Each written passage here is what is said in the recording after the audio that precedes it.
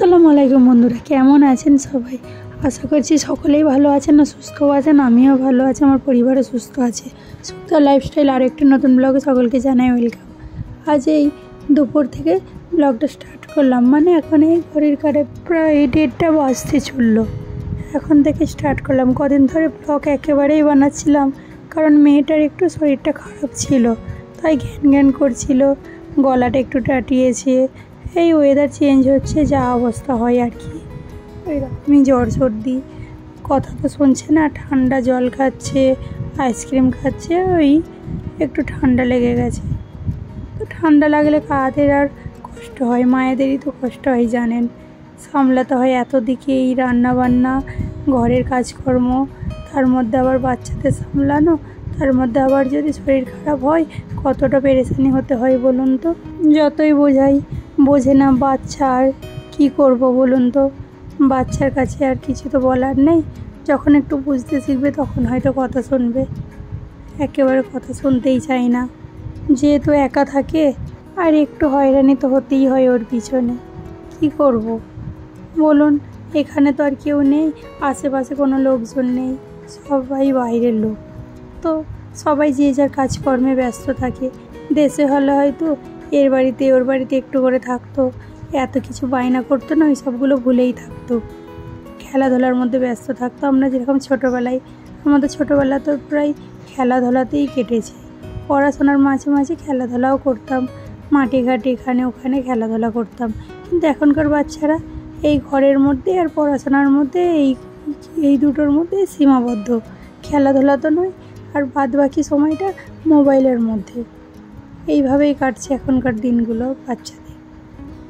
আর এই যে মেয়ে দেখুন, মেয়েকে এখন বিকালে একটু ঘুমিয়েছিল, ঘুম থেকে উঠে পড়েছে, আর ওই যে নতুন একটা খেলনা ওর বাবা কিনে দিয়েছে, ওটা নিয়ে এখন খেলাধুলা করছে আর কি। ওটা নিয়ে বলছে এখন মিট্টি নিতে যাবে, ওই মানে মাটি আনতে যাবে বলছে। আর আমি বলছি না যেও না, বলছে না আমি ওই বালতিটা নতুন আছে ওতে করে নিয়ে আসবো। তো বকাঝকা একটু করলাম, কী করবো, একটু শরীরটা তো খারাপ, ওর তো মন চাইছে না, কিন্তু তাও কথা শুনছে না। তো এই যে দেখুন এখন রাগ হয়ে গেছে, যেহেতু বাইরে যেতে বারণ করেছি, ওই জন্য বলছে যে না আমি দুধ খাবো না, খেতেও চাইছে না, গলাটা একটু টাটিয়েছে। তাই ভাবলাম গরম গরম দুধ দিই, যদি গরম গরম দুধ খেলে একটু কম হবে, ওষুধ তো দিচ্ছি তার মধ্যে। তো এখন দুধটা দিয়েছি, একটু বায়না ধরছে যে খাবে না, তাই মোবাইলটাই একটু হাতে দিয়ে দিলাম, তো যদি খেয়ে নেয়। আবার বলছে না চামচে করে খাবে, ওই ভুলিয়ে ভালিয়ে যতটুকু খাওয়ানো যায়। একটু ওর পাপা থাকলে হয়তো সবটাই খেয়ে নিত, ওর পাপা এখন নেই, ওই অর্ধেকটার মতো খেলো। আর এই যে রান্নাঘরে চলে এসেছে, এখন প্রায় সন্ধ্যে 7টার মতো বাজে। তো চা বসাবো বললে চা বসিয়েও দিয়েছি। আর এই যে ওর বাবা এখন নাস্তা নিয়ে এসেছে, কলা নিয়ে এসেছে আর ব্রেড নিয়ে এসেছে আজকে। তো এটাই সবাই আজকে নাস্তাই ওইটাই খাবে। আর এখন আমি 8টার মতো বাজতে চললো, তো আগে ভাতটা ঝটপট করে বসিয়ে দিলাম, কারণ 8:30টার মতো ভাত হয়ে যাবে, আধ ঘন্টার মধ্যে ছেলে মেয়েকে একটু খাইয়ে দেবো, তাই ভাতটা আগে বসিয়ে দিলাম। আর দুপুরে তো অল্প কিছু একটু তরকারি আছে, যেহেতু হচ্ছে রান্না খাবে না, তো তাই ভাবছি যে কী আর রান্না করবো। এই যে বাজার থেকে আপনার দাদাকে বলেছিলাম সবজি শেষ হয়ে গেছে, পেঁয়াজও নেই, পেঁয়াজও নিয়ে এসেছে। আর এই যে দেখুন ক্যাবেজ নিয়ে এসেছে, সজনে ডাঁটা নিয়ে এসেছে। সজনে ডাঁটা নিয়ে এসেছে ভালোই হলো, আবার আমও নিয়ে এসেছে দুটো। তো ভাবছি যখন সজনে ডাঁটা নিয়ে এসেছে, ছেলেকে একদিন সাম্বার বানিয়ে দেবো। আমার ছেলে আবার সাম্বার খেতে একটু ভালোবাসে, তো তাই ভাবলাম সাম্বার বানিয়ে দেবো। আর এখন এই যে ডাঁটা আলু সবগুলো ছেলে নিয়েছি, রান্না করব। আর ওইদিকে মেয়ে দেখুন ছড়ি নিয়ে পেঁয়াজগুলো কাটছে, ওইদিকে বদমাইশি করছে, বকছি, একেবারে কথা শুনছে না। তো এখন ওইদিকে ওই পেঁয়াজগুলো নিয়ে খেলাধুলা করছে, আর আমি এইদিকে রান্না বসিয়ে দিলাম। আর ওইদিকে ঘরের মধ্যে ছেলে পড়ছে, কারণ সামনেই যেহেতু এক্সাম আছে, এপ্রিলের প্রথম দিকে হয়তো এক্সাম হবে। তাই ভাবলাম যে না ছেলে একটু পড়াশোনা করছে, হোমওয়ার্ক করছে, আবার তার মধ্যে বললাম যে না একটু পড়াগুলো মুখস্থ কর, পড়াশোনাগুলো ধরতে হবে। তাই একটু ঝটপট করে রান্নাটা করার চেষ্টা করছি তাড়াহুড়ো করে, যাতে ওর পড়া প্রতিদিন যদি 2টো করে কোয়েশ্চেন মুখস্থ করিয়ে রাখি, তো 1 মাসের মধ্যে প্রায় অনেকটাই এগিয়ে আসবে, এক্সামের জন্য প্রিপারেশানটা নিতে পারবে আর কি। আর এদিকে এখন আমি সজনে ডাঁটা দিয়ে আলু দিয়ে ঝোল করবো পাতলা, তো বসিয়ে দিয়েছি। প্রথমে তো তেলের মধ্যে পেঁয়াজ দিয়ে নিয়েছি, পেঁয়াজটা একটু হালকা সফট করে নিয়েছি, তার মধ্যে ডাঁটাও দিয়ে নিয়েছি, ডাঁটাটা দিয়ে একটু ভাজা ভাজা করে নিয়ে টমেটো দিয়ে তার মধ্যে পুরো সব মশলাগুলো একে একে দিয়ে নিয়েছি সমস্তটাই। মশলাগুলো দিয়ে এবার আলুটা দিয়ে কষিয়ে পরিমাণ মতো জল দিয়ে ঢাকা দিয়ে দিলাম। এদিকে সেদ্ধ হতে থাক, ওইদিকে যত সমস্ত কাজকর্মগুলো আছে সেগুলো আগে সেরে নিই।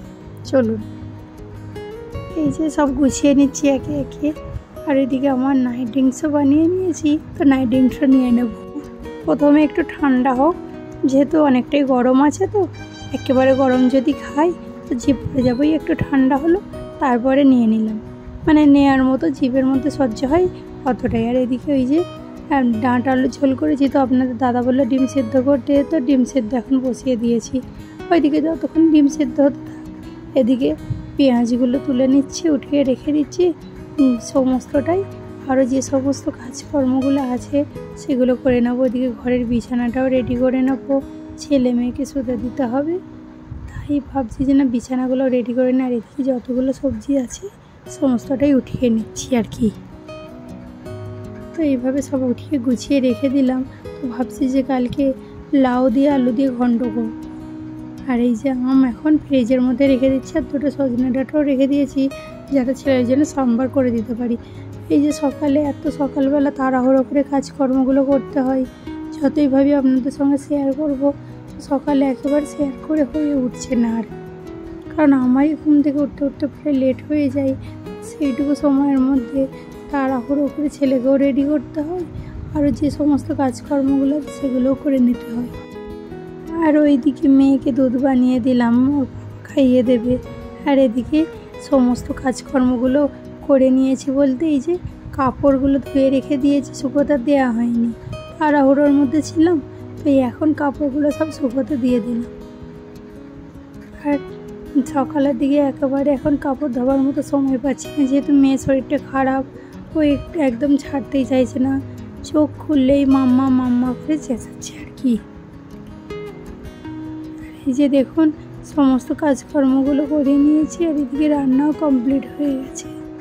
ওই যে ডাঁটা আলু ঝোল হয়েছে সকলে, ওইটা দিয়ে আজকে খাবে। আর এখন মেয়েকে এই যে ওষুধ খাইয়ে দিচ্ছি, কারণ ওষুধ খেতেই চাইছে না। দেখুন বদমাইশি বেশি যেন করছে। আর এদিকে দেখুন ওর পাপা চিপস নিয়ে এসেছে, তো যেমন করে ধরে বেঁধে মেয়েকে ওষুধটা খাইয়ে দিলাম। আর ওই যে চিপস নিয়ে আসার কারণ হলো যেহেতু চিপসগুলো ঝাল নেই বা খুব একটা তেলেতে চিপচিপেও না, বেশ ভালোই খেতে চিপসগুলো। তো এই চিপসগুলোই মেয়ের জন্য নিয়ে আসে। হলদিরামের চিপস একটু হেলদিও বটে আর কি, চিপস তো হেলদি হয় না যেহেতু। আর ওই যে এখন মেয়ের খেলনাগুলো গুছিয়ে রেখে দিচ্ছি, তো চিপসগুলো রেখে দিলাম। যখন নিচে এখানে ওখানে যাই, ওই যে খালি বলে টাকা দাও চিপস কিনবো। তো গাড়ি ঘোড়া আছে, নিজে একা একাই মাঝে মাঝে চলে যায়, যেহেতু সবার তো আর সময় হয়ে ওঠে না, সে যে যার কাজকর্মে ব্যস্ত থাকে আর কি। তো মেয়ের জন্য ওই জন্য চিপস আগে থেকেই আনিয়ে রেখে দেওয়া হয়েছে, যাতে ও বায়না করলে একটা করে ধরিয়ে দিতে পারি আর কি। আর এদিকে এখন এই যে দেখুন চিপস যত না খাবে তত তো ফেলবে, ও খায় না বটে।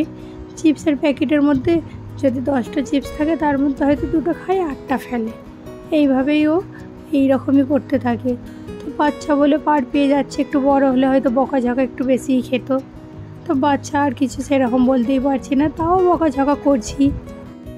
আর এরই মধ্যে বিছানাটাও রেডি করে দিচ্ছি যাতে ছেলে মেয়েকে শুতে দিতে পারি। এখন প্রায় 10টা বাজতে চললো, তো ছেলে মেয়েকে শুতে দিতে হবে বলে বিছানা রেডি করে দিচ্ছি। ছেলেকেও খেতে দিয়ে দিয়েছিলাম, আর মেয়েকে তো ওই যে দুধ খাইয়ে দিয়েছে, যদি জেগে থাকে তোর পাপার সঙ্গে খেয়ে নেবে।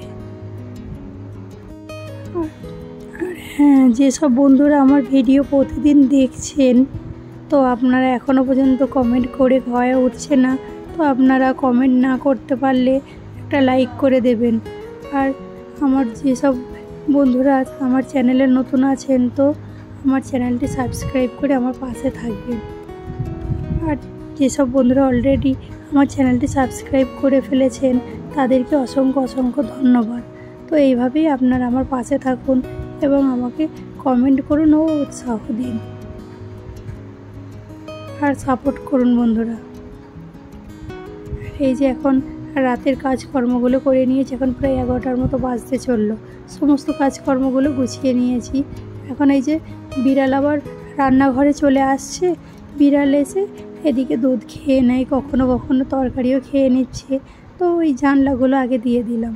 আর এখন একটু ফেসটা ক্লিন করে নিচ্ছি, যেহেতু রান্না করেছি তেল ময়লা ফেসের মধ্যে এসে পড়েছে। তো রাত্রে ঘুমোতে যাওয়ার আগে আমি কী করি, ফেসটা ক্লিন করে নিই। তো এইভাবে ফেসটা ক্লিন করে নিলাম। ফেসটা ক্লিন করে ভালো করে পরিষ্কার করে নিচ্ছি। তো ফেসের মধ্যে কোনো সিরাম লাগিয়ে নেব আর কি। এই জলের বোতল মাথার গোড়ায় রেখে দিই, যেহেতু সকালের মধ্যে থাইরয়েডের আবার ক্যাপসুল নিতে হয়। তো তাই জলের বোতলটা আবার রাত্রে মাঝে মধ্যে লাগিয়ে, বাচ্চাদেরও লাগে। তো এই রেখে দিলাম। আপনার আজ ভিডিওটি এই পর্যন্তই। সকলে ভালো থাকবেন, সুস্থ থাকবেন। দেখা হবে পরের একটি ব্লগে। আল্লাহ হাফিজ।